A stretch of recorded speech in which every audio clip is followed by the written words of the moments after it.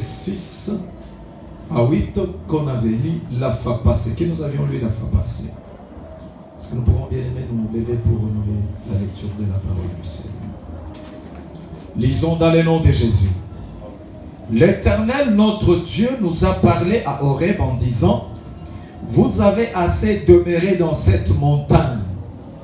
Tournez-vous et partez, allez à la montagne des Amoréens et dans tous les voisinages, dans la plaine, sur la montagne, dans la vallée, dans le midi, sur la côte de la mer, au pays des Cananéens et au Liban, jusqu'au grand fleuve, au fleuve d'Euphrate. Voyez, je mets le pays devant vous. Allez et prenez possession du pays que l'Éternel a juré de donner à vos pères, Abraham, Isaac et Jacob, à leur postérité après eux. Amen. Alléluia. Amen. Il y a quelque chose qui vient bien aimer dans le Seigneur de sauter à mes yeux maintenant, que je vais réellement expliquer. Alléluia. Lorsque bien aimé dans le Seigneur, tu as considéré l'écriture. Alléluia. Amen. Dans mon niveau, dans niveau, comme ça, tout à la malade. Pour ceux qui ont un piédestal, et aux alapas, c'est bien pour rejoindre. Alléluia. Mais quand on a kitana, mais ma bino poto qui est longo. Alléluia. Alors, tant que tu as tanga, ma commis oyo, ozo comment on a na suka, yawe nzambe na bibele azo kolobani. Alors, le pays que j'ai promis à vos pères, Abraham, Isaac et Jacob. Alléluia.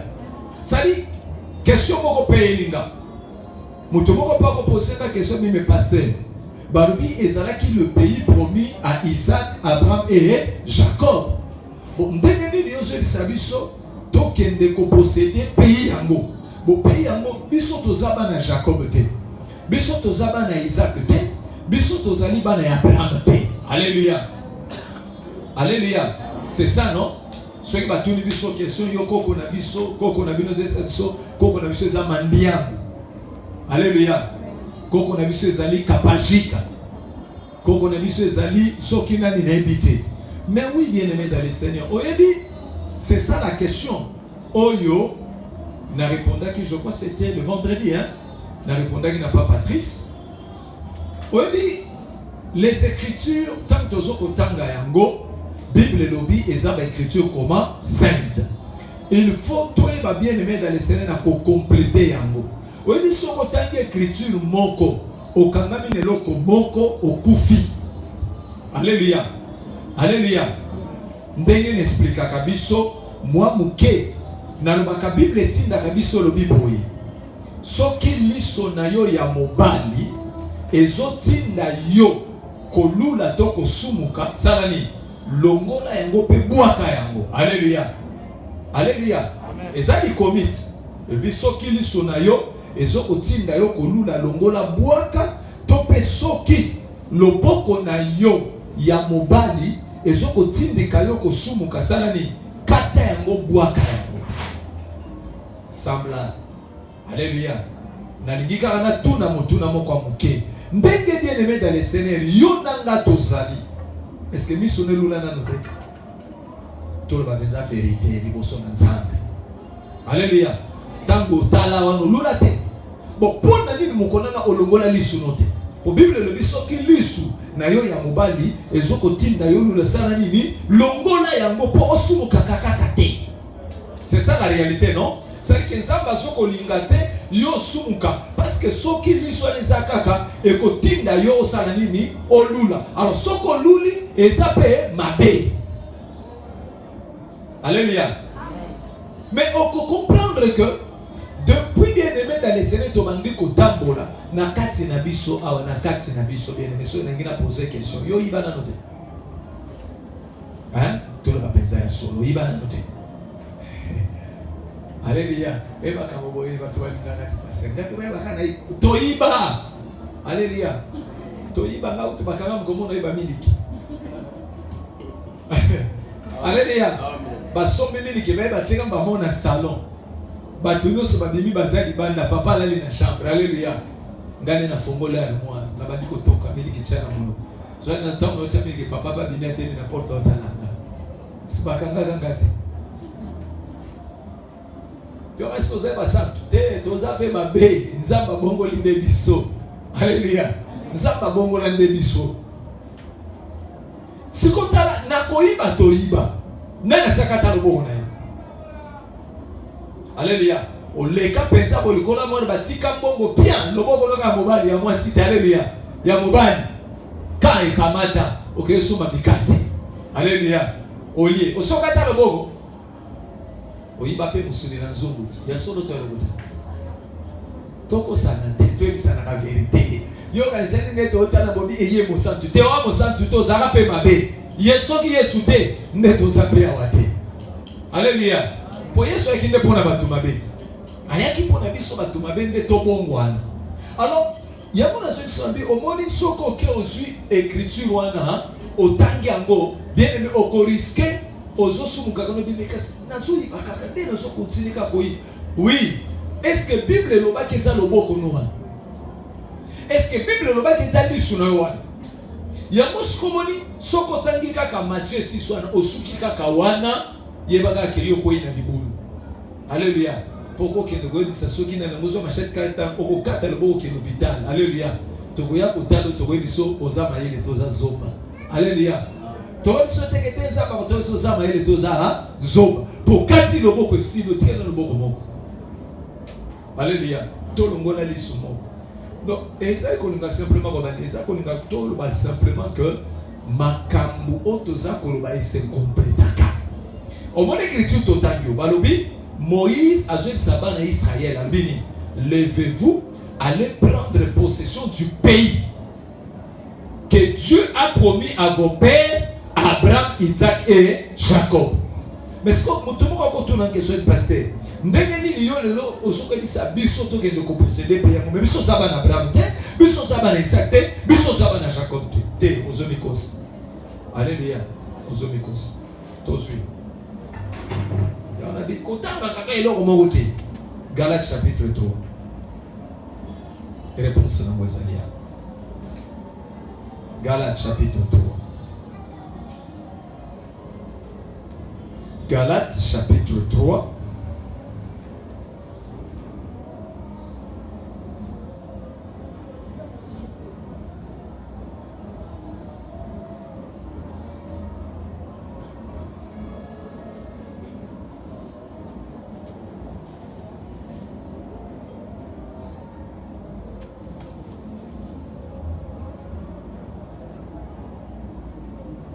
Galates chapitre 3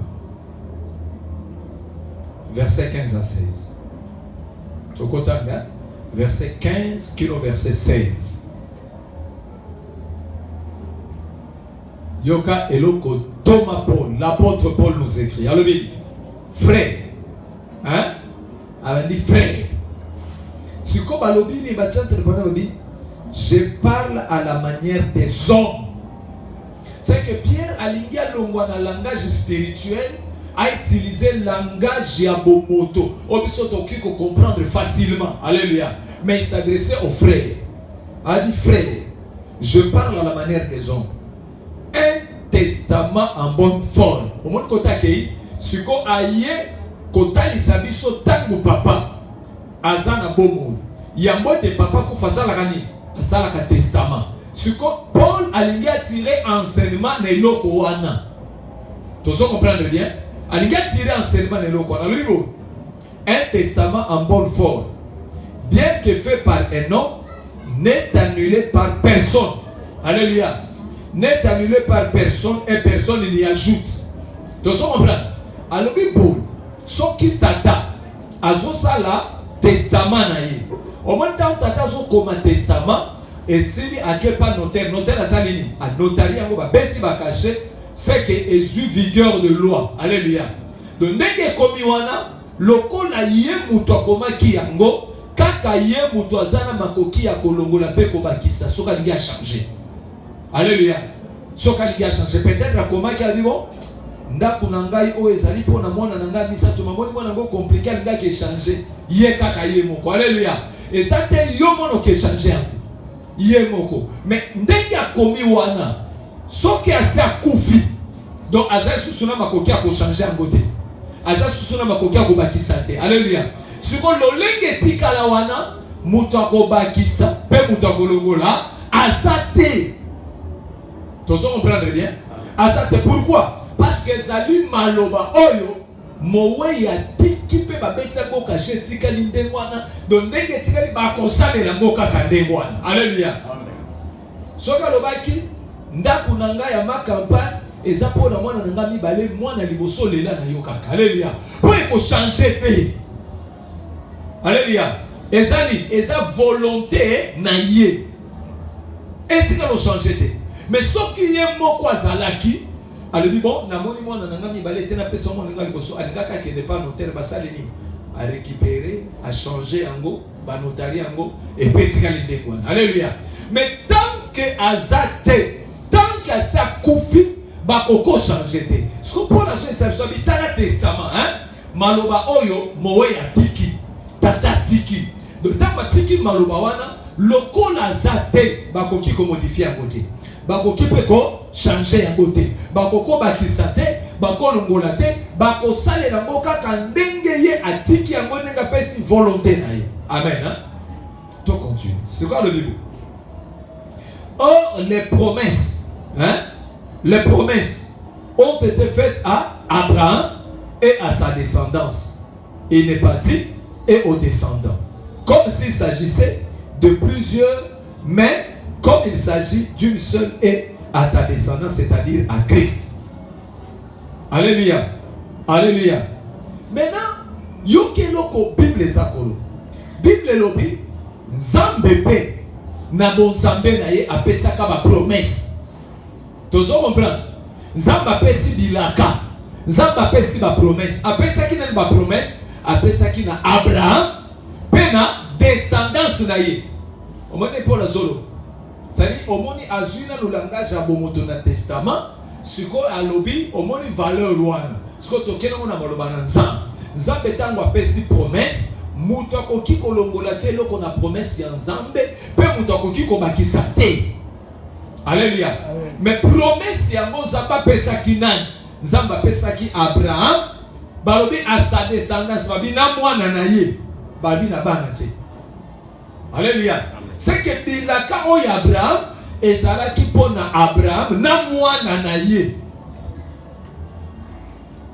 Alléluia. Déjà quand nous sommes mwana na yo tito na mutu na yo eza Isaac te, eza Isaac te. Parce que à Paul alobi et sa descendance, c'est-à-dire qui? Christ. Alléluia. C'est que Jésus aza mwana na ya Abraham. Que vous comprenez ce bien. Jésus aza mwana Abraham. Pourquoi? Parce que ce qu'on a dans Matthieu chapitre 1er, au comment a tangu Matthieu a la généalogie à Jésus. Jésus-Christ, fils d'Abraham, fils de David. Alléluia. Pour nous ça simplement que le véritable fils d'Abraham, c'est Jésus, à qui Dieu a donné les promesses. Alléluia. Tant que la promesse est dans Abraham, Abraham a confié la promesse sur les tika la peuple na Christ. Alléluia. Alléluia. Alléluia. Siko yoka. Zonga muke na 13 na 14. Na Galates 3 13 na 14. Siko yoka lo koni Bible zolo ba na verset 13 na verset 14. Bible lo bibo. To comprendre que bilaka maloba na Nzambe oya pesa ki na Abraham pa lobaki ona zo peso ezali na yo pepo na mwana na yo. Siko on a 13 alobini. Na 13 alobini Christ nous a racheté. Au moins siko babi Christ nous a racheté. Hein? Christ a salini a racheté biso. Biso bato masu tant ton dimeli Christ a salini a racheté biso. Langa ni malobao. Christ nous a racheté de la malédiction de la loi étant devenu malédiction pour nous car il est écrit maudit quiconque est pendu au bois. Enfin que la bénédiction d'Abraham est pour le païen son accomplissement en Jésus-Christ. Tu comprends les sur bien? Enfin que la bénédiction d'Abraham, on comprend les sur la bénédiction d'Abraham trouve son accomplissement dans la vie des païens en Jésus-Christ. C'est que eloko salami ezali eloko salami ezali que Christ oyo azali le fils biologique d'Abraham, mais na nzela na ye tango azokufa na ekulusu, kokufa na ekulusu elingi simplement koloba nini que aye kosomba sikoyo biso tobengamaki bapayen ya salini, aye kosomba biso na nzela ya kosomba biso akomisa biso bana ya Abraham pona tina ete bilaka nyonso oyo Nzambe apesa Abraham et trouver accomplissement na mona bomwe na biso. Alléluia. C'est que na nzela ya Yesu nde tokoma bana ya Abraham. C'est eza mutu nyonso te na mokili nde eza mwana na Abraham, mais sali kaka oyo andimeli Yesu nde akomi mwana Abraham. Alléluia. Alléluia. Tous comprendre ce que bien. Akomi mwana Abraham. Alors le qu'on a tokomi bana Abraham, c'est que les promesses d'Abraham les appellent pour la mission. Donc tant que t'as la promesse d'Abraham, mon amour que ce qu'on peut appeler la promesse na yo, que ma kabon zamba la kaki Abraham et c'est que les personnes la m'appellent na bon na yo parce que ma promesse na ti Yesu Masi aye ti akufa bi badila kawana eko qui ça m'appelle na bon na bino. Alléluia. Afin que la bénédiction d'Abraham trouve son accomplissement dans la vie des païens, mais en Jésus-Christ. Amen. De koko qui s'ama ceux qui quand toza na kati na Yesu. Ceux qui toza na kati na Yesu de ko sala maté. Ça qui veut dire aussi le pays qui a été promis parce qu'ils appellent promesse, c'est que le pays qui était promis. On va savoir que c'est là-bas en Israël et comme un peu promesse pour la mission. Nous aussi nous devons posséder ce pays-là. Amen. C'est quelqu'un qui me comprend. Amen. Alléluia. Et ça, le coup, on dirait yo comme un Congolais. C'est yo comme un Congolais. Yo comme un Congolais pour un papa Nabino. C'est papa Nabino to comme un Congolais. Alléluia. Alléluia. Vous savez, les Congolais sont bayande koya. Mais ils sont des vrais Congolais. Alléluia. Si ils sont payés pour son ensemble, mboka wana eza ya biso eza pona biso te pona tata na biso. Alléluia. Pona tata na biso. C'est ça la réalité. Maintenant continuons pour te comprendre parce que le vendredi je parlais de la montagne. Hein? Vous avez longtemps demeuré sur cette montagne. On a parlé de cette montagne. Mais les lots nalingi lisusu tolobela le pays. Alléluia. Alléluia. Parce que les enfants d'Israël ont demeuré longtemps sur la montagne pendant 38 ans. Mais ça s'est quitté cette montagne. Mais aujourd'hui, Toye Potoloba, Oye Moïse Alobi, prend possession du pays. Parce que le pays est devant toi. Le pays, dimanche passé, tant que le pays c'était quoi? Le pays c'était la parole de Dieu. Alléluia. Parce que c'est dans la parole de Dieu où il y a toutes les promesses que Dieu a données et nous devons nous approprier de ces promesses. Parce que ça y a biso, et ça y a biso, et ça y a mutu mususute. De ce côté, on a promesse dans Zambé na bon. Amen. Alléluia. Alléluia. Est-ce que tu es d'accord? Est-ce que tu es d'accord? Amen. Maintenant, pour te comprendre le pays, Josué, pour te comprendre encore le pays,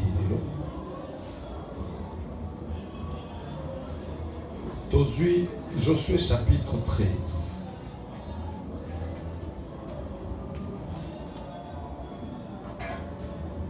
Josué chapitre 13.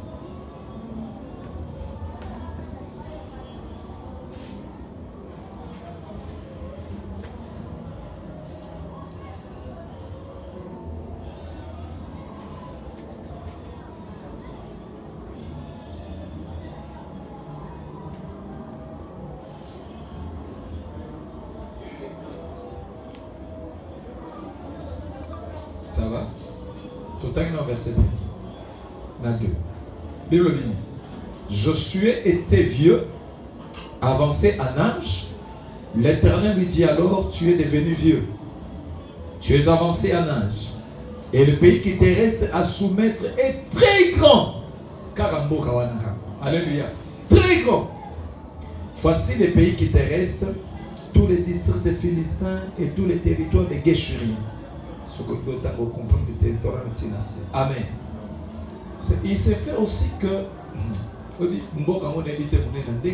Moïse a lobeli bango bazozwa kaka te bao kaka te. Et comme il peine ntango a Josué ba ke de kozomboka nzamba la ki bango, mais bazoko kaka ko tellement ki mboka eleki munene. On a loba les pamboli na nzambe ko simbango yo kanisa neti tango zui $200 de les pamboli na nzambe. Eza monene ko leka $200 yo comprendre te. Ozo se contenter na ba bien. Alléluia. Donc le langage de Dieu est très différent avec notre langage. Le pays est très grand. Et ça qui est tellement monnaie, mais jusque-là, Israël est incapable de vous payer. Alléluia. Incapable de vous payer. Maintenant, lisons verset 14 et chapitre 14.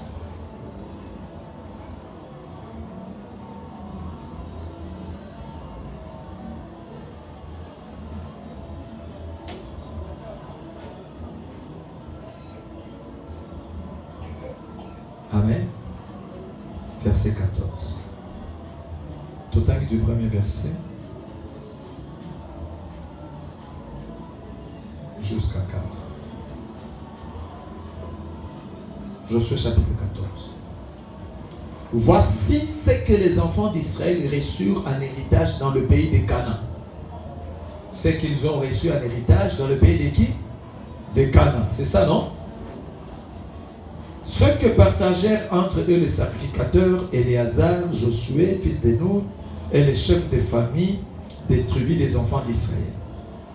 Le partage eut lieu d'après les sorts comme l'Éternel l'avait ordonné par Moïse pour le 9 tribus et pour la demi-tribu.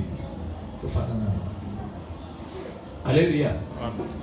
Bazo kotali sabiso siko, comment est-ce que Israël a eu un partage héritage wana? Ndenge ni Israël ayebaki na kozwa mboka wana? Bible lobi boye. Voici ce que les enfants d'Israël reçurent en héritage dans le pays de Canaan. C'est que le pays c'est Canaan. Alléluia. Mais maintenant il fallait posséder pays mobimba wana. Et ça qui est tellement grand. Mais il fallait qu'il possédait un bon nyonso pour partager ce qu'on a ban nyonso à Israël. Alléluia. Mais yoka iloko sikoyo ezoko mama a. Ce que partagèrent entre eux les sacrificateurs Éléazar. C'est déjà quand on nous parle du sacrificateur Éléazar et Josué fils de Nun, c'est que Moïse n'est plus. Alléluia. Donc déjà Moïse a si akufaki. Maintenant sikoyo ezalaki nani? Éléazar na Josué. Éléazar azalaki mwana ya Aaron. Oya comment qui souverain sacrificateur a remplacé qui Aaron. Et puis Josué fils de Nun qui a remplacé Moïse. Alléluia. Maintenant c'est quand on voit ça la conquête du territoire, Éléazar na Josué de Seigneur so banda ko kabela bana ya Israël ba territoire na bango pote ba ko fanda na kimia. Sikoyoka. Éléazar, Josué fils de Nun et les chefs de famille des tribus des enfants d'Israël.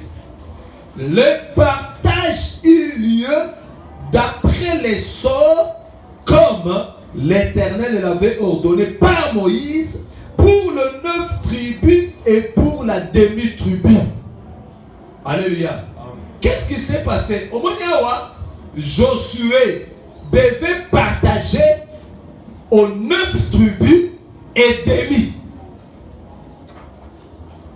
Attendez, on a calcul, faut Alléluia. C'est que Josué devait distribuer 9 tribus et demi. Pourquoi? Ceux qui t'ont dit suite. 3. Car Moïse avait donné un héritage aux 2 tribus et à la demi-tribu de l'autre côté du Jourdain. C'est qu'il y a moins Éléazar. Non. Josué Bakabola, territoire, Batu ya liboso, mutu ya liboso, bandaki kokabola territoire, c'était Moïse.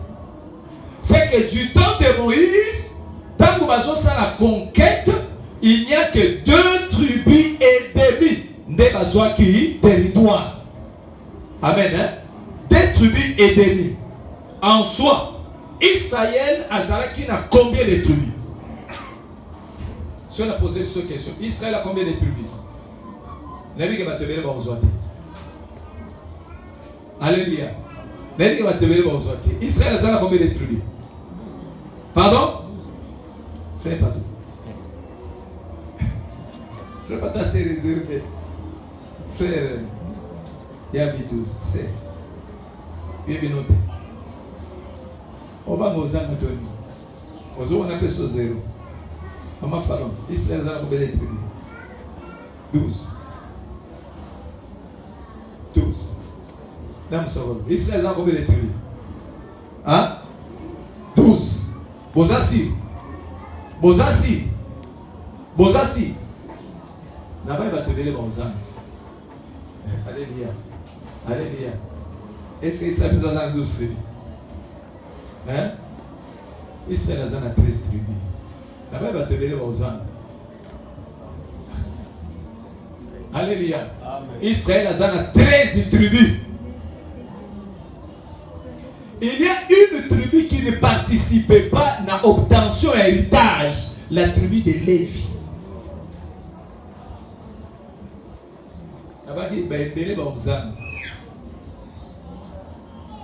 En soi, Jacob a voté Ibanabo.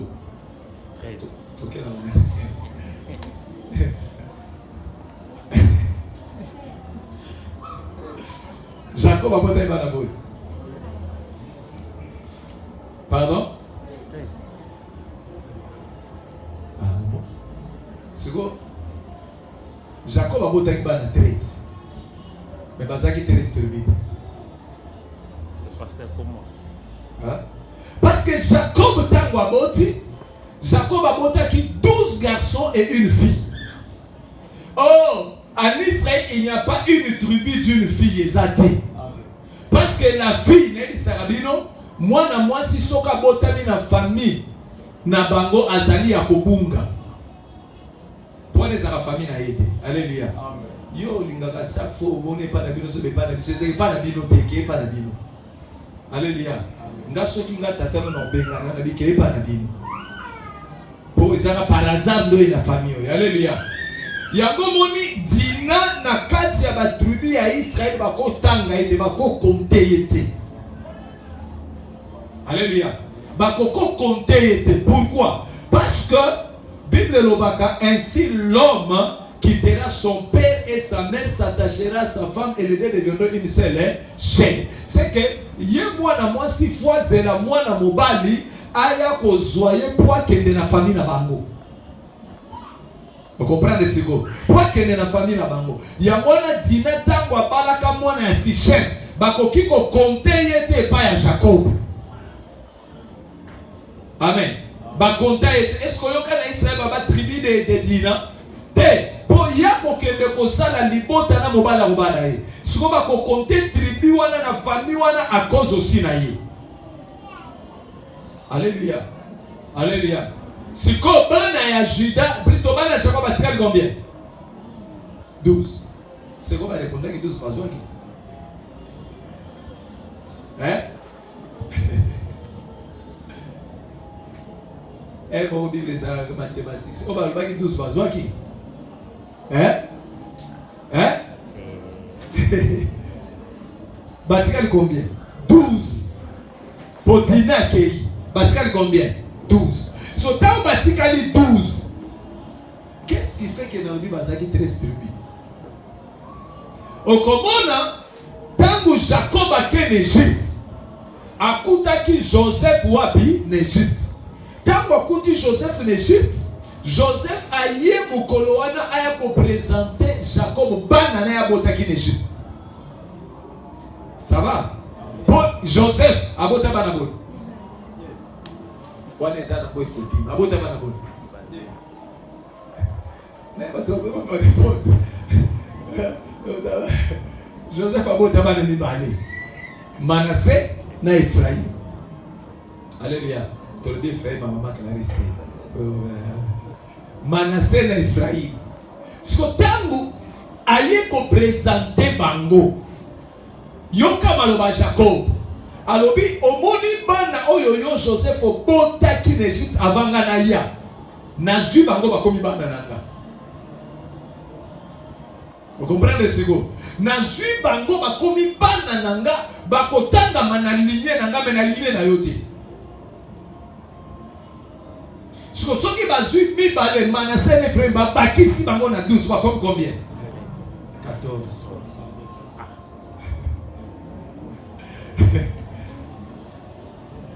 Bakomi 14. Bon, bazalaki 12. Amen. Joseph aboti mi bale. So basi mi bale basangisi. Bakomi combien? 14. Sikoyo Jacob, tango azima na mi bale ya Joseph akotisi, abengana Joseph.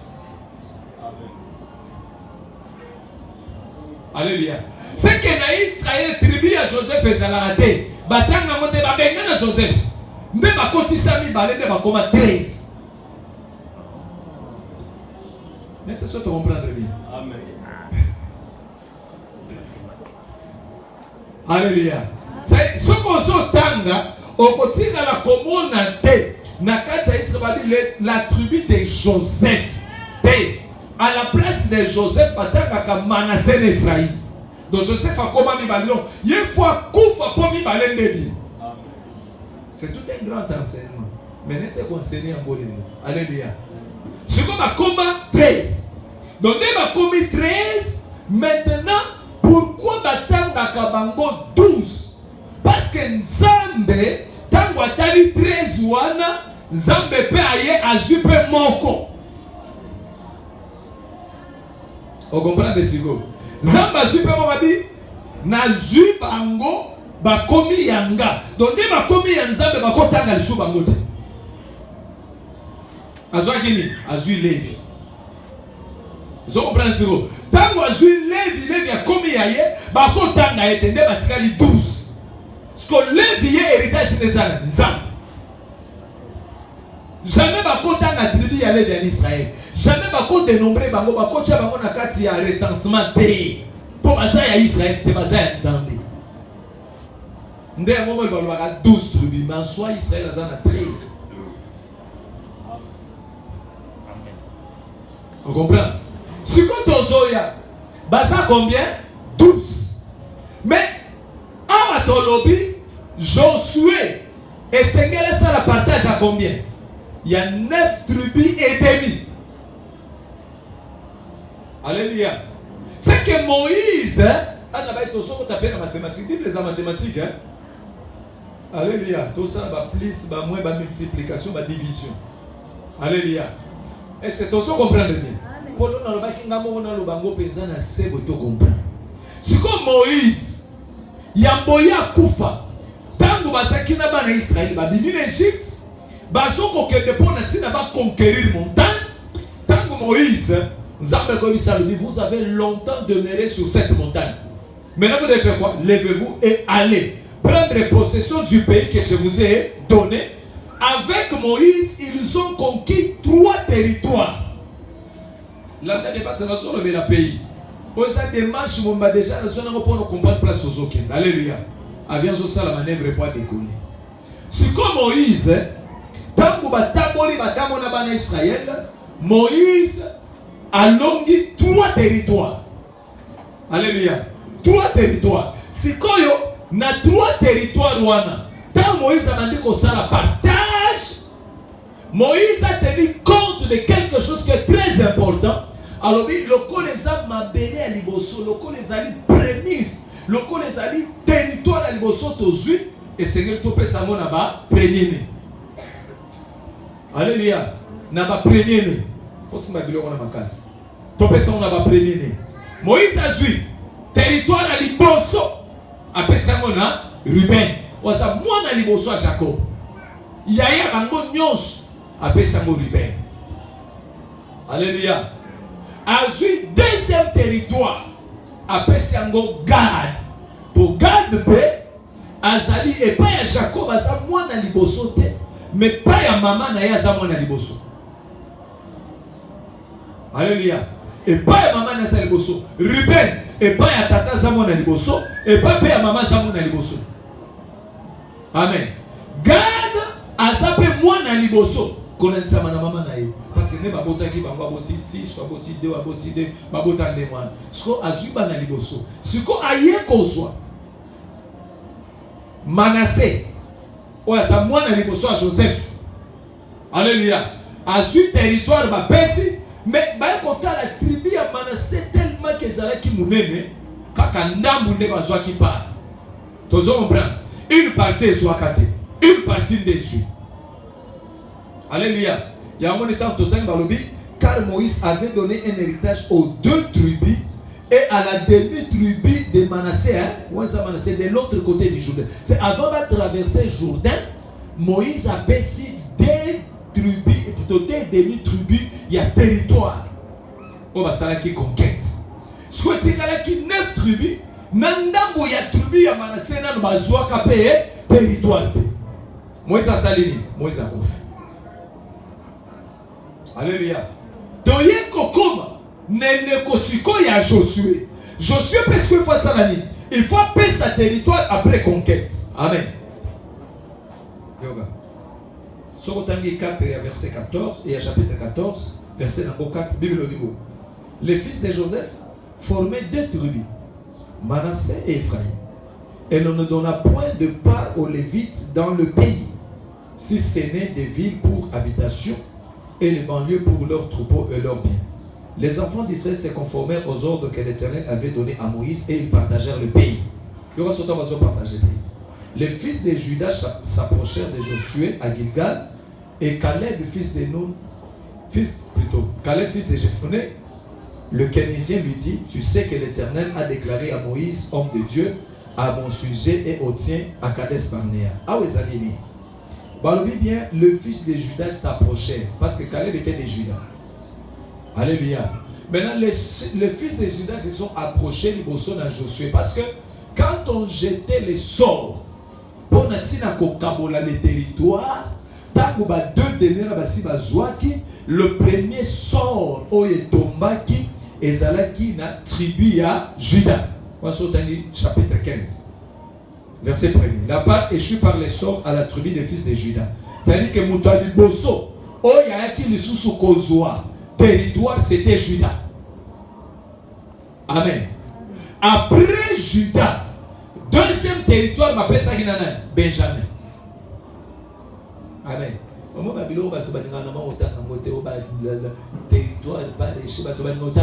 Mais c'est très important. Alléluia. Deuxième part qui a été échu, bapesa qui on a Benjamin. Mais ce que troisième part, baye ko pesa na demi tribu ya Manassé etikala ki bapesa ki bango pe territoire pour bazala pe complet. Alléluia. Alléluia.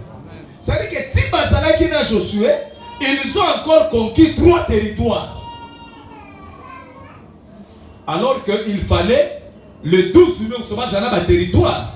Mais lorsque, bien aimé, ils ont conquis les 5 tribus sur le territoire na bango, il restait maintenant combien de tribus dans le territoire? Si demi-tribu Moïse a fait ça, demi et demi. Moïse a fait si, Koto et Josué a fait si, demi et demi. A fait si, il reste combien de tribus? Les lettres est calculé. Nous avons besoin de mathématiques dans la classe. Il reste combien? 7 tribus. Yangoto. Oh. Yangoto. Est-ce que vous comprenez quelqu'un dans ça? Hein? Et l'équipe m'a cassé, c'est calculé à simple. Alléluia. Alléluia. Bana baza 12. D'accord, à la manière des hommes. Bana baza 12. Ozu mukata liboso. Opesi na mwana liboso. Akefanda. Ozu mukata libale. opesi na mwana ya mibale. Ozwi mukate ya ndambo opesi mwana misato. Obisi bozela na kesomba mususu. Allez, bana boni bazwi. Donc, des demi. Ozana bana 12. Batikali combien bazwi te? 9 et demi. Bazwi na nteti. Bazo zelo kesomba. Oya opesa mo pa salami. Balia. Bon on a calculé bien parce que ça n'a seulement mon na kati calculer. Ça va? Oyeli susu na mikata. Oliyo wapi on appelle ça kindambo abimi. Opesi ndambo na ye. Bakomi combien bazwi déjà? 3. Ubengi li susu ya mine yo opesi. Bakomi combien bazwi? Ozwi mususu opesi. Bakomi combien? Sikoboni bazwi na note. 7 batekali. Bazwi na note. Bazo zela. Yo popesa bango. Donc tu comprendre que tant que baso que de conquête Moïse a qui territoire et bosso apesi na Ruben, a su territoire ni balé apesi na Gad, aye ko zo terindambo, aye ko zo ndambo ya tribu ya Manassé, ndambo akaboli bona katikati, a zu ndambo na apesi bango territoire, ndambo so baso qui territoire. Tu comprends si bien? Yo nde ozona nangate poso ngozonga na ndako. Alléluia. Makanisi za na ndako kanisa mikate tezala na lubi mikate za pona pese ça exemple bien. Alléluia. Ando raisonner mikate so bele bana na tongo ndoko comprendre te. Alléluia. Zongisa makanisi no awa. Tu comprendre bien? Poto le message na Bible. Sikol tango Moïse azwi ndambo ya tribu ya Manassé apesi bango territoire. Ndambo batikala bazwa kite. Si kontango bakomi na tango a Josué. Tango na tango a Josué bazwi sikoyo mabele babengi ndambo ya tribu ya Manassé bazwa te basali nini? Bakokiseli bango territoire na bango. Bazwi Juda basali nini? Bapesi. Bazwi pe Benjamin basali nini? Bapesi basukisi wana. Combien bazwi? 5 tribus de bazwi.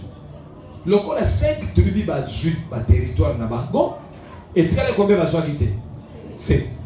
Surotanga, Josué 18. Verset 2. Josué chapitre 18, verset 2.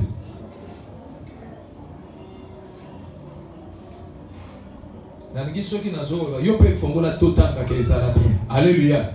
Au moins yo tibiso tozotanga yo zotala na yo kaka boye, ozo comprendre te tozo kolebe. Tole ba makambo za na Bible. Amen. Amen. Amen. Voilà, ça sera là la tienne oreille. A tienne oreille penza libaya penza na libia. Alléluia. Amen. Totangi. Josué chapitre 8 et 18 verset 2 hein. Babini. Il restait 7 tribus des enfants d'Israël qui n'avaient pas encore reçu leur héritage. Ça va? Au moins il sait que type donc au moins que conquête il y a territoire c'est un problème hein. Ndeni boso ke boso so kaka ndambu demi. Mais Zimbabwe ba demi na tokoya kolobelango c'est tout un grand enseignement demi one. Ba demi one. Et ça enseignement munene. Donc au moment que le pays 5 ont eu le pays mais 7 n'avaient pas encore pris possession de quoi? Du pays. Alléluia. Mais est-ce qu'on a la procédure? Oh, Josué a pris bango. Josué le Bible, verset 3, le Bible.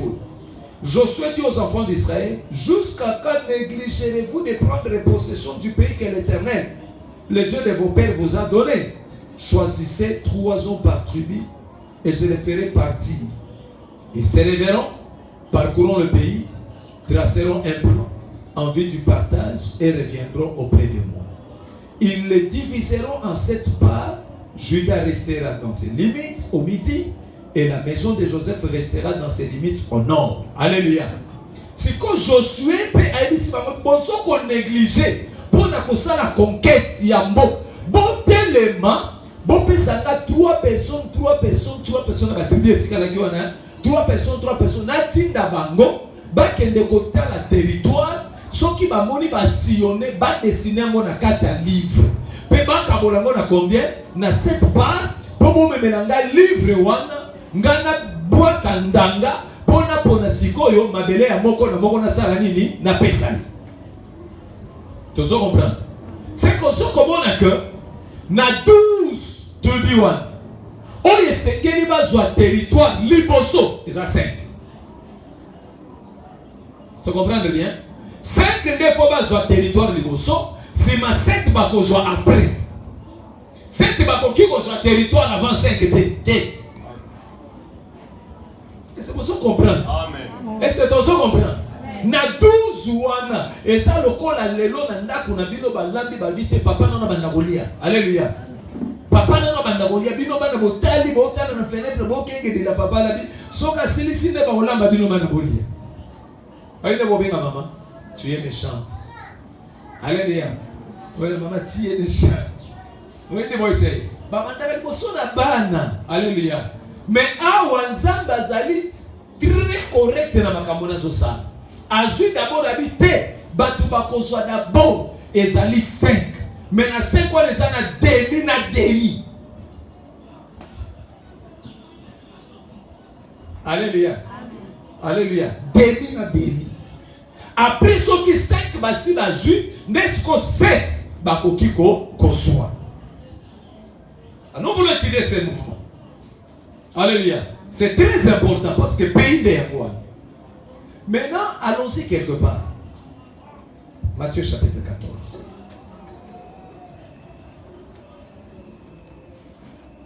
L'église doit être enseignée. Est-ce que calcule l'équipe bien? Calcule l'équipe bien? Tu comprends bien? Hein? Au moment où vous comprenez, de l'obas où on prend des temps, tu expliquer, tu comprends. Alléluia. Tu expliquer, tu comprends. Matthieu chapitre 14.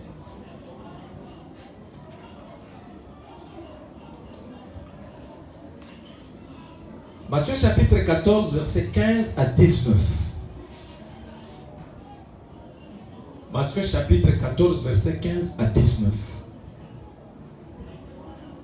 Ça va?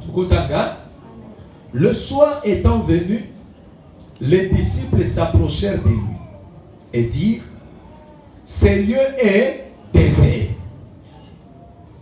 et l'heure est déjà avancée. Renvoie la foule afin qu'elle aille dans le village pour s'acheter des vivres. Jésus leur répondit: ils n'ont pas besoin de s'en aller.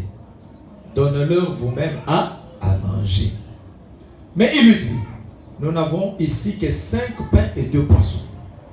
Et il leur dit: apportez-le-moi. Il fit asseoir la foule sur l'herbe, prit les 5 pains et les 2 poissons, et levant les yeux vers le ciel, il rendit grâce, puis il rompit le pain et le donna aux disciples qui les distribuèrent à la foule. Alléluia. Alléluia. Mukoloana Yesu kaka ndenge azalaki na kotambola na kosakola sango malamu etuluku ya bato elanda Yesu. Alléluia. Etuluku ya bato elandi Yesu kotambola komata kokita. Alors basala ki bien na kolanda Yesu kotambola basala ki mikolo ebele bazali kolia te. Alléluia. Nzala. Sikoyo ba disciple ya Yesu baye. Baye Yesu abini Yesu. Umoni bato balandi biso tambo mulai. Jésus sur bazana nzala. To Luka tozo msabango na bandako na bango bakende kolia sima bakoya. Yesu Masia tel bango bite bino moko bopesa bango biloko ya kolia bozo msabango na bandako na bango te bopesa bango biloko kolia. Alléluia.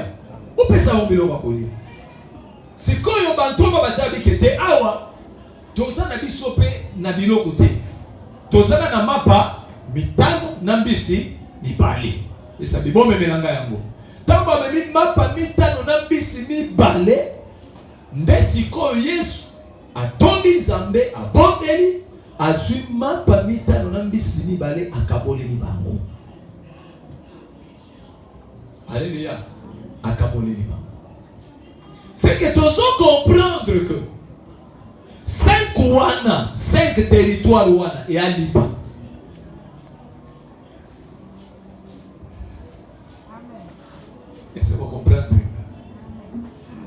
Alléluia. Parce qu'on a distribué 5 territoires Naboya Liboso. Alléluia. C'est que Yesu ayebe kozwa 5 pe akabole libango. C'est que territoire wana mboka neza lipa. Donc parce qu'il n'est pas bakabele na tribu moko na moko. Pobalia. Amen. C'est besoin comprendre Gabi. Et c'est besoin comprendre Gabi. Donc comprendre les parties liboso. D'abord 5 pains. Ba pèse na combien? 5000 personnes. Ba salini balier. Ba tondi pédical.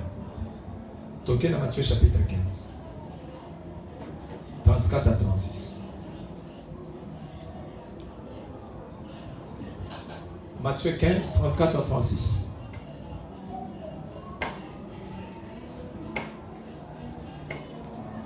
Matthieu 15, 34 à 36. Tokotanga. Bible dit. Jésus leur demanda. Combien avez-vous de pain? 7. Répondit-il. Et quelques petits poissons.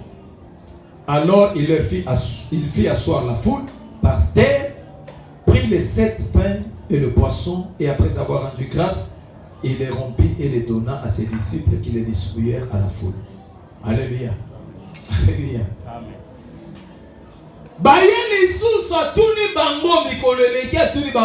Combien de pains avez-vous?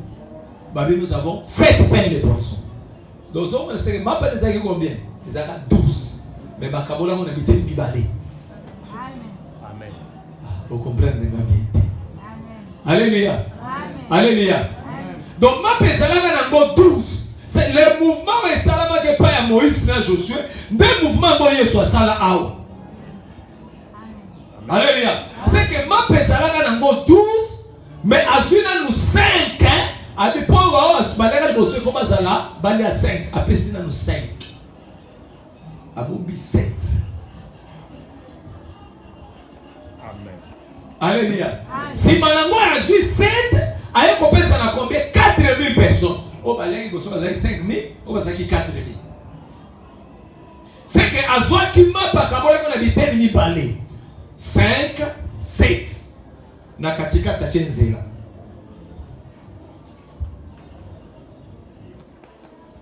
Et c'est tous ensemble. Amen. Et c'est tous ensemble. Amen. C'est qu'en réalité, et là qu'on dit Toligi Tolo Balelo, Toligi simplement Tolo Bake Kana et Zandelipa. Amen.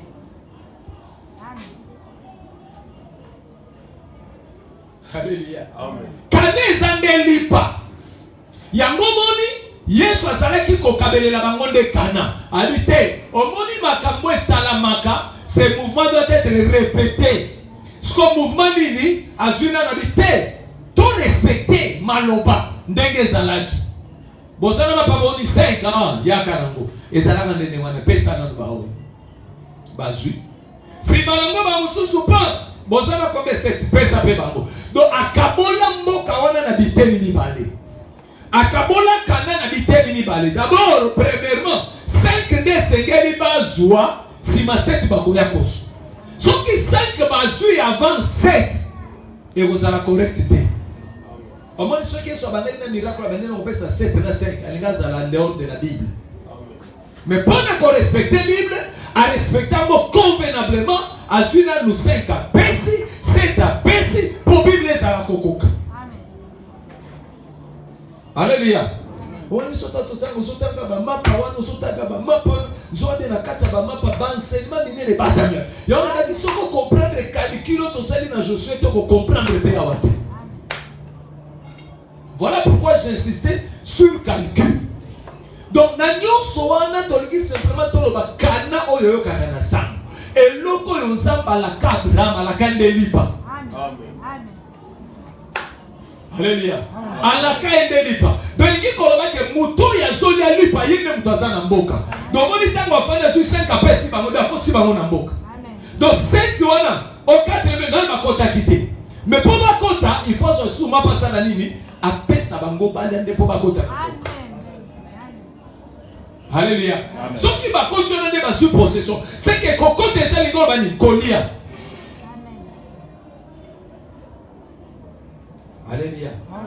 Est-ce que yo pour les rali? Les bonnes hommes, les alliés pas combattre, sauter, et va kanga journée té. D'abord tu sais là kango kanga journée té. Alléluia. Tango diango bandino ko tambolo matio ki té kanga journée kanga moté.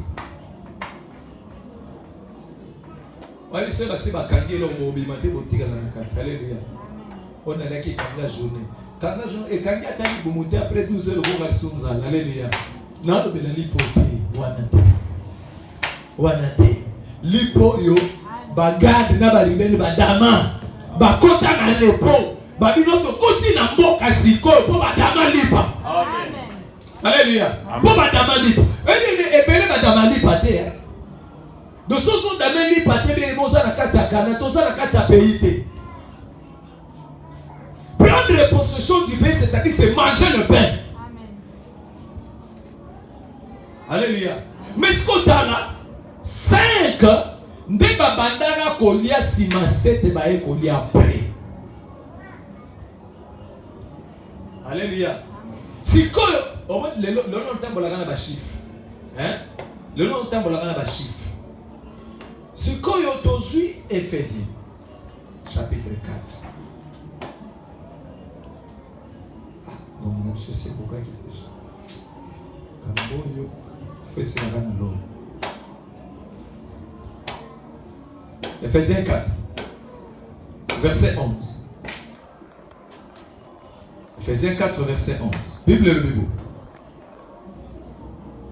Et il a donné les uns comme apôtres, les autres comme prophètes, les autres comme évangélistes, les autres comme pasteurs et docteurs.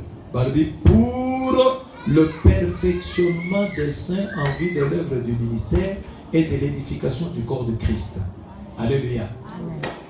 Bible lobi apesi ba mosusu bakoma lokol bantoma apôtre basakoni prophète ba évangéliste ba palanisi sango ba musu lokola ba pasteur ba bateli mpate pe ba musu lokola ba docteur ba yekolisa liloba. Alléluia. Donc azui apesi on alobi bien awa. Et il a donné les uns. Quand on dit donner, c'est un don. Alléluia. Il a donné où? Il a donné à l'église. Amen. Tant qu'il y a percé l'église, il a donné les apôtres, il a donné les prophètes, il a donné les pasteurs, il a donné les évangélistes, il a donné les docteurs. Pour le perfectionnement des saints. On m'a dit bakaboli bango. Hein? Bakaboli bango 5-7. Est-ce que tu comprends? Bakaboli bango 5-7. Nabi non attend la chiffre. Donc, il a pris 5 dons ministériels. Il a donné où? À l'église. Mais cette église-là, alors les 5 que j'ai donnés, c'est pour le perfectionnement des saints. Alléluia. Alléluia. Et l'église simplement Kolobani.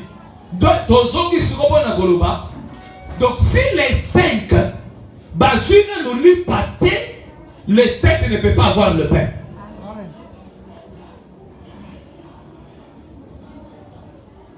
Alléluia. Amen. Dans la révélation, surtout qu'il y a une prophétie qui s'appelle connotation de source.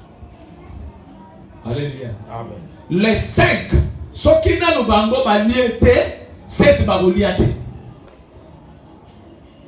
Les 5 c'est quoi? Les 5 c'est le ministère. Amen. Alléluia. Or, c'est le ministère qui mange avant.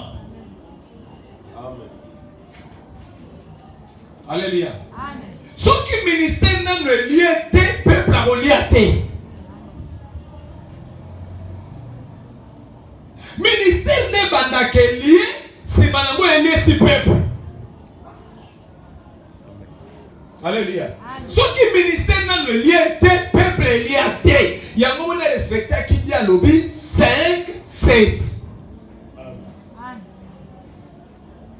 Alléluia.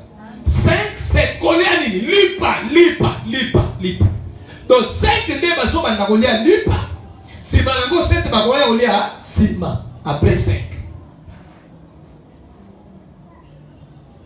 elingi olobani elingi olobabo yambo ete ngai na telema awa na ya koloba fo na lia soki ngai nano na lie te bino bolia te mpo na olesa bino ni omoni ndeke soki aboti bana na ye nde akendaka kolia aye kolesa. Alléluia. Alléluia. Mpo ndeke ya mwana ye moko akobima na zala ataki ayeluki te ifo baya kolesa ye. C'est que Nzamba asala principe ya koloba ete yambo ete bana na Nzambe yambo ete peuple bakota na mboka, il faut d'abord le ministre azala na mboka wana. Soki ministre azala na mboka wana te akomema yo pete. Amen. Ezana bato ebele bazolaka batukana me bango mona bakota te. Aza libanda bazo so bien aimé toluka tokota na kan yo nde il faut kotisa biso. Alléluia. Yo nde il faut kotisa biso parce que soki yo kotisi biso te muto kotisa biso pe aozala te. Pour Nathan Moïse mutakotisaka bango. Nathan Josué mutakotisaka bango. Si ko yo nano kota te, donc tu ne mets pas dans le pays, ça dit lipa. Yamo faut beta nzemba frère Stéphane. Lipa pamba ozolia te. Alléluia. Alléluia. Lipa pamba ozolia te. Monika on ba kota na kan. Yebe so mutem so kota na tuna yo sotondi. Alléluia. Tout le monde soki ya sianie. Parce que pour ne kokotisa mutu na kanali il faut na yo moko lia. Ça yo moko zalaka na kati ndoko lesa pe ba mususu. Soki yo zo na kati to o lesa ba mususu ndegeni. Alléluia. Alléluia. Parce que peuple bazana besoin de ya lipa. Yango moni Yesu Masia na Jean chapitre 6. Azali koloba boye. Azali koloba boye. Dans Jean chapitre 6. Le verset 35. Alobi boye. Jésus leur dit, je suis le pain de vie. Celui qui vient à moi n'aura jamais faim. Et celui qui croit en moi n'aura jamais soif. Là c'est Jésus qui l'a dit. C'est que lui peut s'engeli tolia de Yesu. C'est lui notre pain. C'est lui notre nourriture. Rien ne bilei na biso. Ce qui te dit Yesu te toro de beba toza libanda. Alléluia. Alléluia. Yamon emsibino ke lipa wana e kabona na biteni mibale. Je crois que c'est ce que j'avais dit, non? C'est ce que j'avais dit. Tant que toza kolobela na mercredi awa makambuya. Matthieu chapitre 15 avec la femme cananéenne. Yesu azwa Yesu Nicolas Mesa. Yamot. C'est qui était là le mercredi, non? Yesu azwa Yesu Nicolas Mesa. Ça lini. A tombolié, a kabolié. C'est ça 5 et 7. Poli pesa Nicolas Mesa. Bana va parler tout autour de la table. Bambo bazalaka na se ya mesa. Mais yambo te balia. Il fallait qu'il base la Yesu azwa lipa wana lipa isa Yesu yemoko. Donc mon boma Yesu azate Yesu ami boma yemoko parce que lui j'ai le pouvoir de donner ma vie et j'ai le pouvoir de le racheter. C'est que ce pas boma qui yemoko de mutami pesaki. Alléluia. Mutakanga Yesu na makasi azate. Pour ba koka kibete. Ba yanga ba libika ko pia ba koya ba monyoso. Alléluia. Wana maseke zo sala na te bite wana te. Alléluia. Wana maseke zo sala na. Wana te bite wana. Wana maseke zo sala nano. Alléluia. Tabani vous cherchez qui? Nous cherchons Jésus de Nazareth. Baba mana bangono so na se. Maseke zo sala nano. Alléluia. Maseke zo sala nano. Ba peine vous cherchez Jésus de Nazareth. Pas. Donc ba kokaki na maboko kanga ete. Po ba sai pena makokyo na te. Ba sai pena muya kokanga ete. Alléluia. Ami pesa ndeyimo. Bako sote ke oto kangaka Yesu te mutu akangaka Yesu azate po bazapena makoko kangete pona yonda bipesaki abite soki na bipesite bango ba obika te. Alléluia. C'est ko bozo nganga ye. Alléluia. Ami pesi siko lokola mi pesi ya bomo na so de sana ba juif alobi il est temps que vous mangez ma chair et que vous buvez mon sang Donc lipo ya biso oyo ezala na makila. Amen. Ça maintenant ça c'est la différence na mama pa na bino sokoli akamoto. Alléluia. Oya biso lipa ezana makila na kati na yango. Pourquoi sengene ezana makila? Parce que le sang c'est la vie. Amen.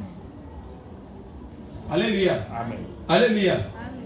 Parce que Nzambe tango sokopesa na Israël mobeko. Alobi na Israël. Alobi que tango bozoko bomanyama, bobo manyama mais bomela makila na été parce que bomo ya nyama ezana na kati ya makila. Ozomona hein? Donc bango ba pemela ki bango bomo bango bazali na vité. Magé baza kolia me bazali na vité. Mais tant to ko komene le kono sosko yeso alobi boye. Omoni makambwana asikoyo bonia nzoto na nga pe bosala nini bomela makila. Parle de celui qui mangera ma chair et qui boira mon sang, c'est celui qui aura la vie éternelle. So lipo ya biso oyo mboko ya biso tanto bi toza na kati nango ezani toliaka lipo ozana makila na kati nango. Alléluia. Amen. Alléluia. Ezana makila na kati nango toliaka ngo apamba boite. C'est que oyo bazolia lipa batonde bazana mboka na Nzambe. Mo bazolia lipa te bazana dans le pays de Dieu.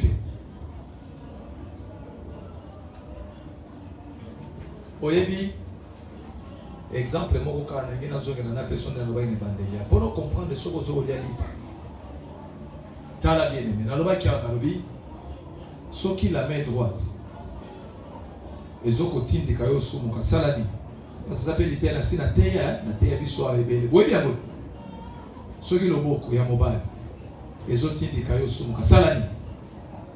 Hein? Kata. De ce qu'il faut tout temps pour la bande. Alléluia. Alléluia. Nous moi ce policier à mon niveau c'est que tembelio et sa protection pour nous. Pour cela on a besoin de nous na kati loboko. Alléluia. Hein? Hein? Oh bandi obanga. Alléluia. Yesu alobaki soki loboko ya mobali ezotindika yo kosumuka sala ni kata yango bwaka. C'est longo nango. Moko kende na l'église. Yoka ba matete ya maka. Ndeko, wewe loboko wana bazolo baneza moninga na yo. Wewe ni somo ni munga na somo na masumu. Kabwana naye. C'est Bible ça qui on dit moi. Bible bageza moninga na yo. Suka suko yebisa biso na suko babi suko kanga ni écriture moko okoyi. La Bible ne s'interprète que par elle-même. C'est au Pesiwana la kisa biso sko place yo zui ke loboko eza moninga hein o la kisa biso mon écriture to moni yango ke loboko eza moninga nanga wana na kondima mais soko la kisa motelo ndima te na ona ke wana o pesa philosophie na yo o chama kanisino na Bible. C'est comme ça l'église bele ba tei bango ba makanisi ya bato. Pourquoi? Mapena biso ba chrétien parce que to nga pe ko tanga te to nga pe ko vérifier te. Ceux qui pensent tanga te osa pe dans le pays. Alléluia. Or Bible hein tango lobaki soki loboko ezotindika yo kosumuka tango tozokende kotala na Ésaïe chapitre 53 langage en Nzambe ezobani qui a crié à notre message à qui les bras de l'Éternel a-t-il été révélé. Or il croissait devant lui. Ozomona bazui loboko et comme moto. On comprend maintenant? Ça c'est la Bible. Ça c'est la Bible. So Bible na lobara ndengwa. Deux fois Bible utilise un langage moko lokola compliqué mais c'est la Bible. Biso to comprendre ngoka. C'est que loboko bazalaki koloba wana ezalaki moto mobimba. Alléluia. Ezaki camarade na yote. Alléluia. Ce que loboko ezaki na ezaki de Yesu yende loboko. Alléluia. Yesu ndazaki loboko. Parce que Yesu tango na Israël pour na Israël zomona tozosumuka. Pourquoi? Parce que pour na bango selon la loi les sabbats mutako sa le côté. Mais Yesu est sabbat lobi, lève-toi, prends ton lit et marche. Alléluia. Ceux qui m'ajoutent va me dire yo, na sabbat abi muto ya biki singa lobi, na kamata mbetu na ngana tabo na salini, na nyango wana tout muto so sumuki zabiso. On comprend ce que dit. Muto ya so sumuki zabiso, muto so sumuki zabiso finalement. bikisa kuna mobe mais yo zotambola bona bi motabiki singa le bina tambola. Alléluia. Eza mukola saba. Mais yemo ka répondre ba ngesi botanga tena Bible na bino ke ba sacrificateur baza ko violer saba na temple kuna chaque saba bango bazo samsa. Poyene ndo apesa ki saba. Ayeba kiti na valeur na yango. Alléluia. Ya moi ba bité il faut to bomai. Ba côté la réunion. Alléluia. Oui Yesu ba bomai pona ni. Pas au respecter sabbat. Alléluia. Ba bomai Yesu pas au respecter sabbat. Ba moni ke non na sabbat ya zobi sabbat. Ba tu ne bola bi oh. Nani mo soka sana ngombe ne ko na libulu mo kola sabbat ke ko tata bibisai. Alléluia. Alléluia. Amen. Alléluia. Amen. So non. Joyo. Moïse a dit ça la biso boité. Oui, poto so kinya, po biso to za na kinya, to so mukate. Dieu photo bomai. Alléluia. Ba côté les réunions. Ba bité. Que sert-il à un homme de mourir pour toute une nation pour so kinya, teto bomai kaka. Alléluia. Ba bomai. Ne ko bomai go bani, ba longola loboko. Vous comprenez ce go? Yo tango somo na ko kata loboko te ezande ko boma. Langage la Bible presse ezande ko boma. C'est ça le langage de la Bible. Mais yo ce côté mo kenda na l'église au kabano na ba camarade pamba. Likola ba philosophie. Alléluia. Kabwana. Wana ba eliso ni babi. Kabwana na Lot. Tala Lot ba kabwana kana yete. Amen. Lot ba kabwana kana yete. Wana nyo seza ba philosophie ya batu ba comprendre Bible te, ba te yo baza na lipa te, ba kota na mboka te, ba yekolo ba biloba. Ba so peku sabana na maye. Alléluia. Amen. Kabwana na Lot. Lot ba kabwana kana yete. D'abord tanga témoignage au Pierre, l'apôtre Pierre. Oh yaya kuto avant biso ba te, l'apôtre Pierre azoro ba légiste Lot. Et c'est l'homme juste ba ko kabwana na ye. Ami l'autre les justes. Ah! Bien aimé. Oui, bien dans le Bakali. Bible était ma mingi Bible. Était ma belle l'église. Était ma belle alors ma belle à ma belle. Baïre côtier belé. Yango somo na toza penza na ba chrétien malamu te. Toza ba chrétien malamu te. Pour Bible était ma belle. Sans la pensée primordiale de la parole de Dieu, donc nous sommes sur Kaya à Bambi. On est dans la télévision, na bambonga moi hôtel la télévision sur basura kango wapi. Non on est dans la télévision kaka mutana. Bien et comment na Bible. Oye bien. Problème avec tes amis. Atangi na ye bien. Mais oh ya zolo va pour expliquer yango te. Ata, un chrétien non que non tanga yango tangi. Mais pour expliquer yango ça va passer. Alléluia. Yo kaya sotanga le bien aimé.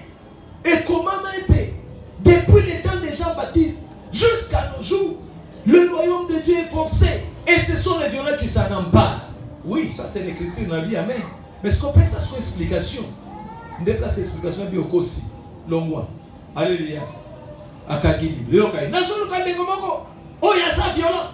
Akoka ko s'emparer bien le Liban. Est-ce qu'on a parlé de Liban? Babi, les royaumes. C'est le royaume qui est forcé. Ce n'est pas le mariage qui est forcé. Les royaumes. Amen.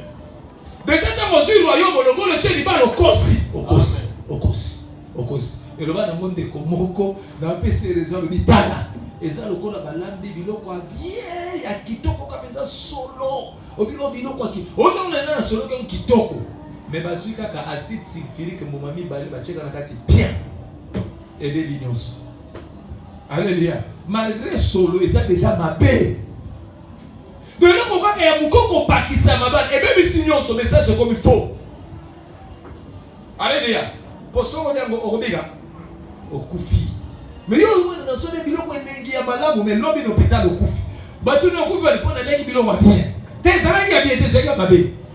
Apparence des hommes misango, il y a bien. Mais na kati ya mabe.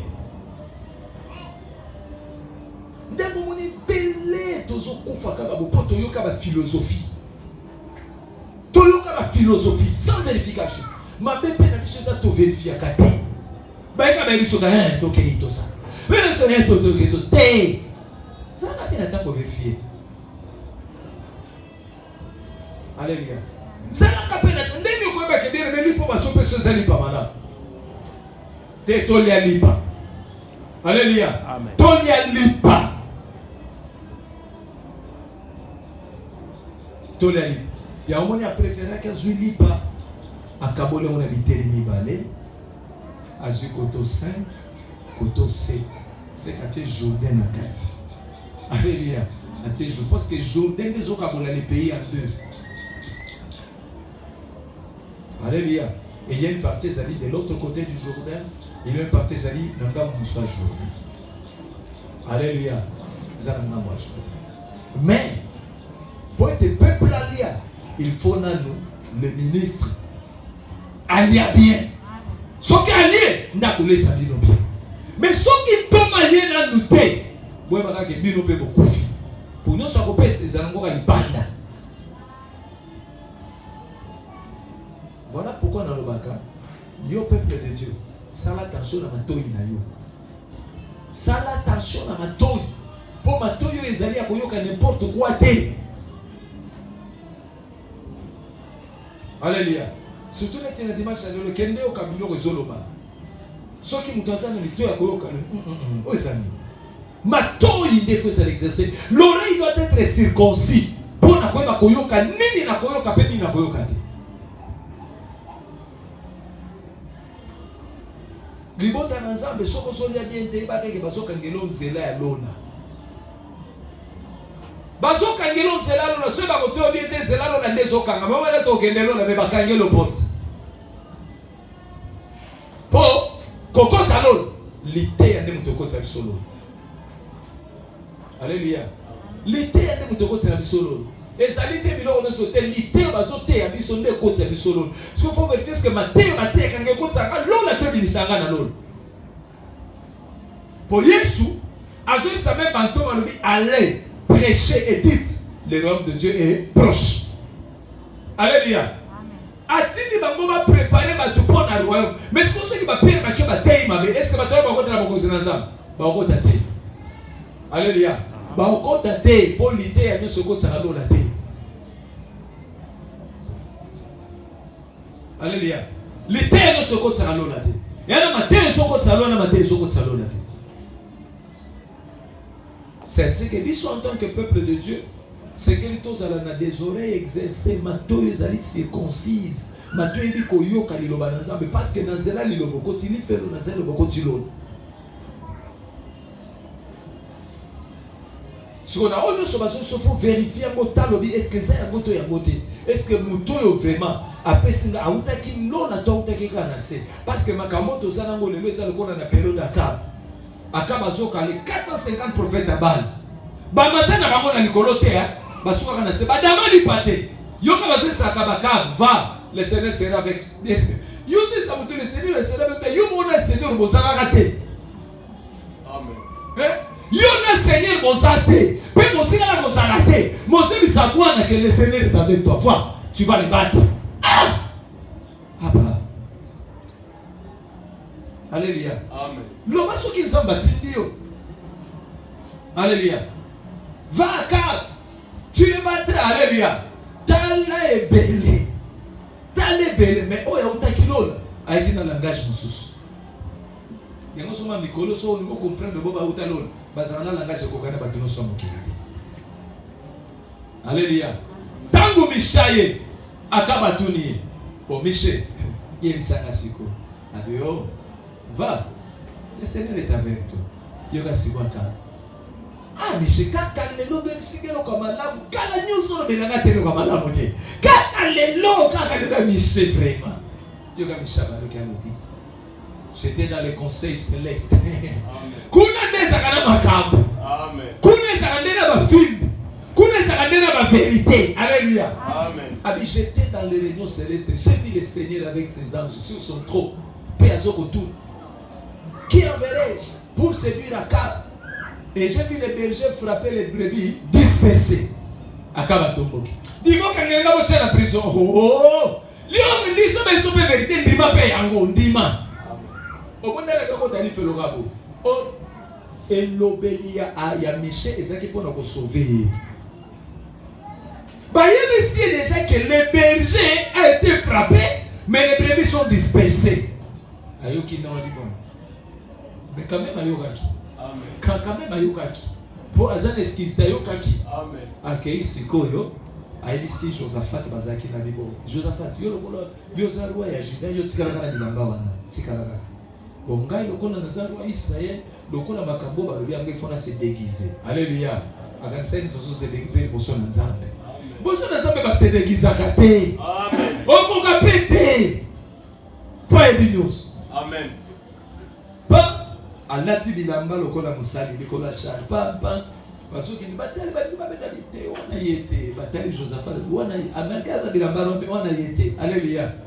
Par hasard kaza bo chwa likonga. Josaphat na sui ya akufa ndengwa. Alléluia. Akufa ndengwa na pona kozanga koyoka makabuti na likolo. Alingaki biloko ya CC ya ba prophète wana ya CC bazui se okende osusu talatina maseke ya mabende. Abio mwana maseke ondo beta penza mafopo. Alléluia. Abina maseke ondo beta penza bango. Non. Alors nous sommes pas matin nous sommes bazotena nzamba za ine kunate. Bateya bitela mwanza. Akaba yoki batei teye biteye mwanza me ko meme na lola te. E ko meme pa na nzambe. Bene to fungola matoi.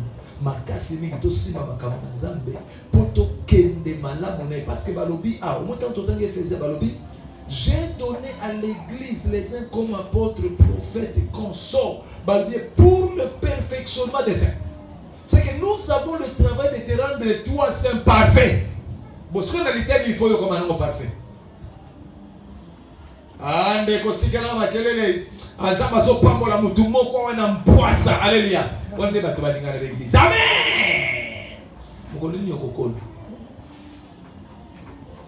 Papa lobana yoka. Oh ndeko tika yo poto ezana ngo pamba pona. Okay, ne poto soki nzamba lingi. Okay, ne po balubite. Amen. Si vous biloko ndemo nende bato balingi na l'église. Papa lo ba amen, on ezanga. On est offrande mbangwa apesi. Maintenant on a sorti à 5 7 à offrande de kota te. Au moins mutu ateli ni offrande ta pesa bi o sa pesa. Jamais. O biso to fungo le lobi. Alléluia. Mais on dit bien aimé dans le Seigneur. Ah ne comme ça mutu moko lelo. Obi mokolo moko na ba, nga surtout na l'église ebele na sina baya. Na ke mokolo moko na l'église m'inviter nga na ke na fandi.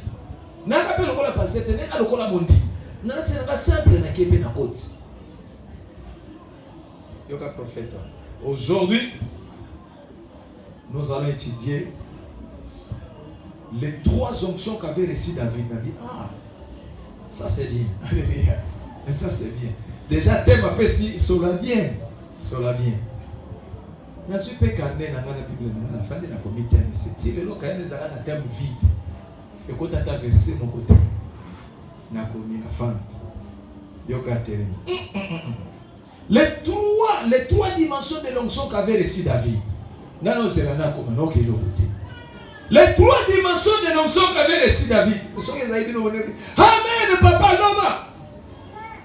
Madame Tandotama. Nzamba zola kisanga zola kisanga l'église nous avons ça makambo minene. Tosuka kawana. Et si qu'il te pesi. Toyoka lilobate. Tobima na biso. Yebi sanga. Tobiki nani. Eloko te. Donc comment na biso ka bateme tika na boezota na biso. Côté bandena, pe côté sukela, toyebite. Soso ki tobini bato biso ko kende l'église bateki binoni na olbani. Ponga na tuna kaba to kende ke église bateki binoni. Soko yebi singelo ko tese ko kende ke église. Alléluia. Pour vous na vérifier les baba bateki yo nini, mateya nini ozuyokaki, mateya nini oswaki.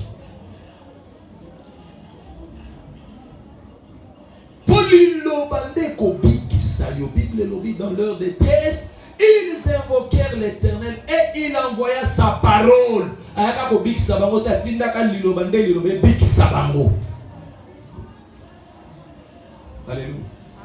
Alléluia. Le pain dont je parle ici, c'est le Seigneur Jésus. Or, le Seigneur Jésus, c'est la véritable parole et parole révélée. Alléluia. Potosana chair, potosana sang. Mais la vie est dans le sang. Il y a un Jean chapitre 1. Azobani, au commencement était la parole était avec Dieu. Mais dans la parole, il y avait la vie. Dans la parole, c'est que dans la parole, il y a le sang. Il y a le sang. Or, le sang, c'est la vie de la parole. Oh, c'est important pour la vie. Père, cette vie, c'est la lumière des hommes. C'est ce qui va révéler la parole, de m'éclairer. Mais ce qui va révéler la parole, de m'éclairer, tout ça dans les ténèbres. Avec Genèse chapitre 1er, c'est que la terre n'était pas éclairée. Il fallait que les hommes, mais ma parole, que la lumière soit. Des lumières rien qu'éclairer la terre. Alléluia. Si la parole de Dieu n'est pas révélée, éclairer la terre. Alléluia. Aux hommes, la ténèbre. Aimer la parole révélée. Alléluia. Aimer la. Donc, le Lobanazal, le Seigneur, le Zubiso, ou la Kissibiso, au fond, le Somoni, oh, la Bible est à la place Yango Yango. Ah, voilà ton dimio. Mais sur les alliés, c'est ce que tous ont piqué. Nous n'avons pas de salut. Bien aimé, mon souci est que nous soyons tous sauvés. Alléluia. Mon souci est que nous soyons tous sauvés. Voilà pourquoi on se prépare à tout à l'heure. Quelle parole a coupé ça pour te baser à sauver? Tu as oublié quand tu es dans l'orchestre, la véritable parole, c'est celle qui te sauve. Alléluia. Il y a un monde qui te obéit. Il y a un monde qui te kangola.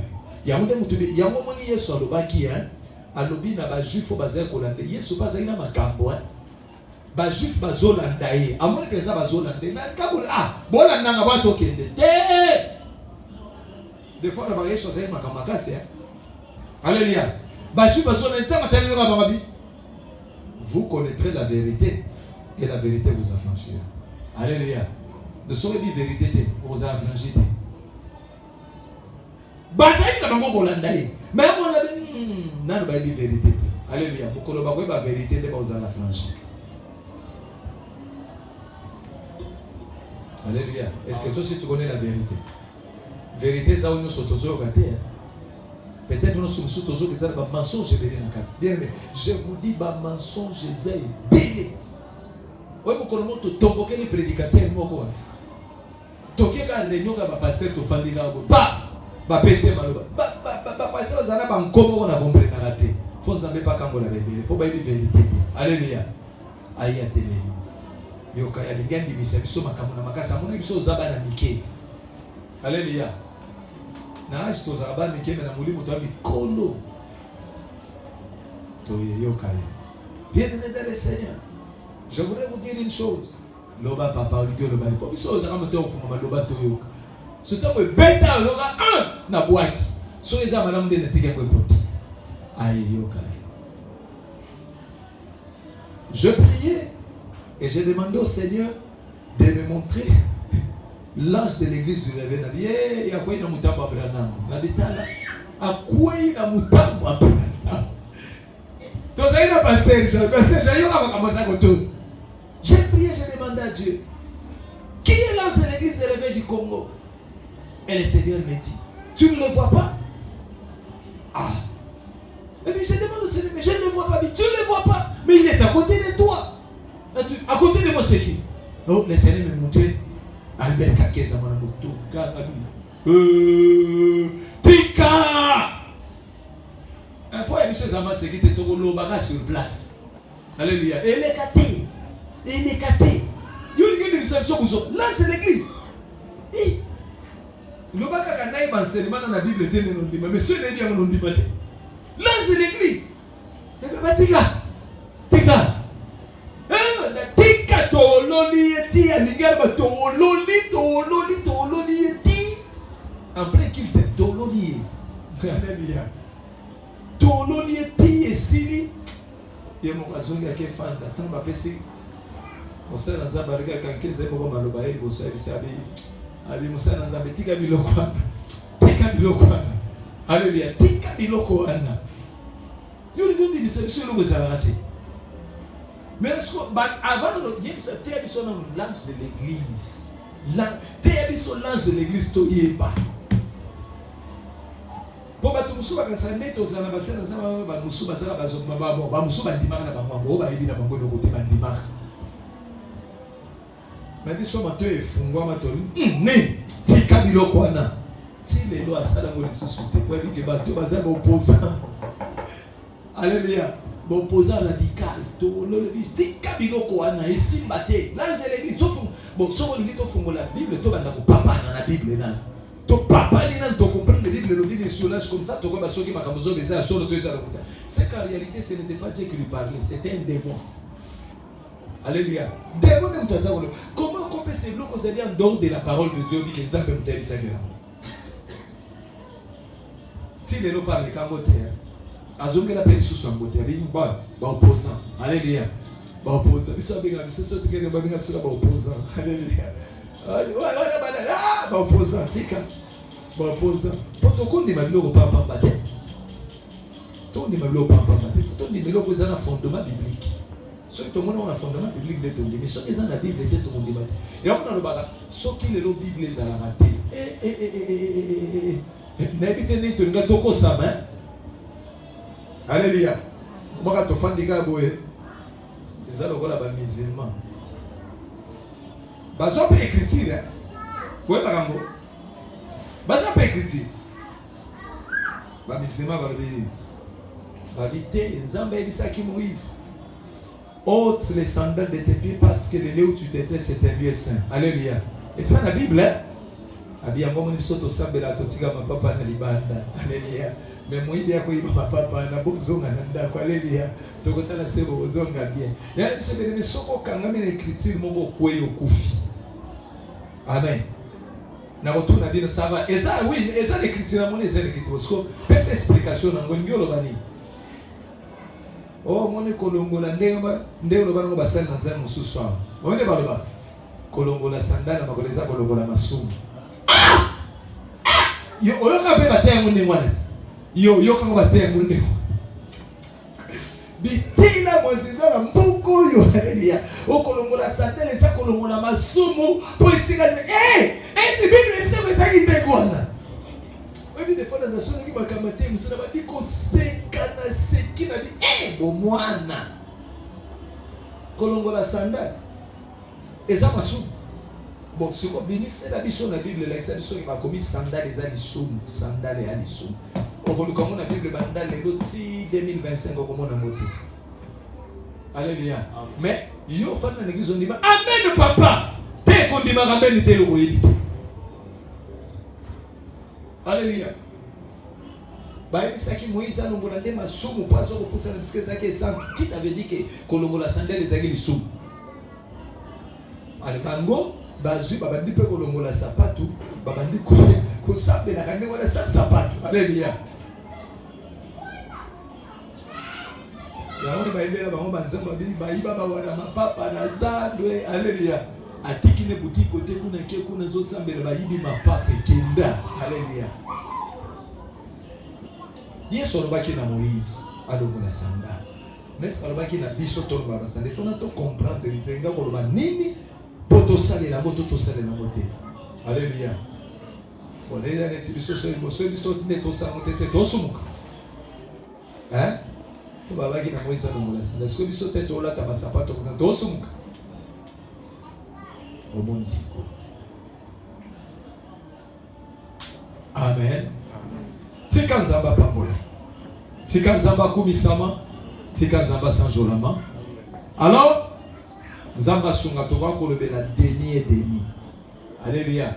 Parce que na kati ya 5 premiers tozana demi, tozape na demi. Alléluia. Nde tokolobela 5 tobimisa dans le ministère, les 7 c'est le peuple.